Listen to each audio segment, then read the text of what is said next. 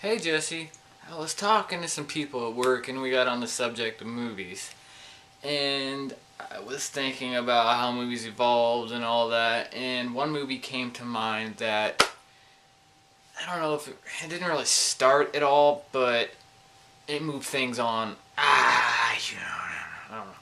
But Jaws, the movie Jaws, whether you love it or hate it, it it just did so much for the business. I mean, it was the first movie that they opened in multiple theaters. The opening night was in multiple theaters, and it's one at the time it was one of the most top grossing. I mean, they've never even seen a movie gross this much money before. I mean, nowadays it's like it blows out of the water, but for back then that was like astounding. And to come to think that movie almost didn't even become a movie. I mean, it was so over budget and so over the deadline that they thought it was just gonna flop. They were like something like 6 months over the deadline, and I don't know how much over budget. And they just Steven Spielberg just kept at it and kept at it.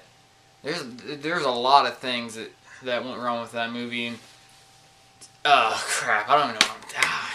I'm kind of hyper. I just drank one of these things from Circle K, but there's just so many things that went wrong with that movie. I mean, like they've said that filming a movie on water, it's unpredictable because the weather has to be perfect for it, and all this. But it's just amazing that movie made Steven Spielberg's career, and that movie almost did not make it. If it would not have done so good in theaters, I mean, this movie played in theaters for almost like about a year.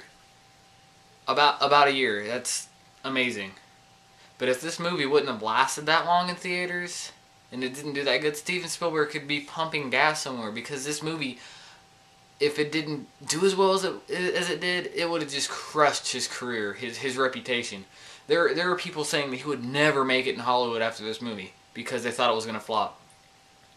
It was just an amazing movie.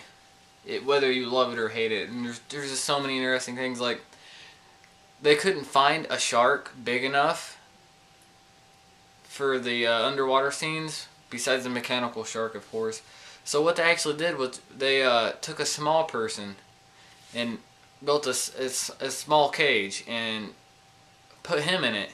And what happened was they didn't take in the fact that he would use just as much air as a normal sized person. Ran out of air, so they had to bring him up, and then the shark attacked the cage, totally destroyed the cage. Some of the best shark footage that they've ever seen. But they couldn't use it because the storyline actually went, the guy was supposed to die in the cage by the shark. That's the way the storyline was supposed to go. But the footage was so good that they actually changed the storyline completely. It's just little things like that I don't know, whether you love or hate this movie, it's one of, I don't know how to put this. I don't know how to put this. I'm too hyper. I can't do this right now. I'm gonna upload this and try to go to sleep because I gotta get up, not real super early, but fairly early in the morning.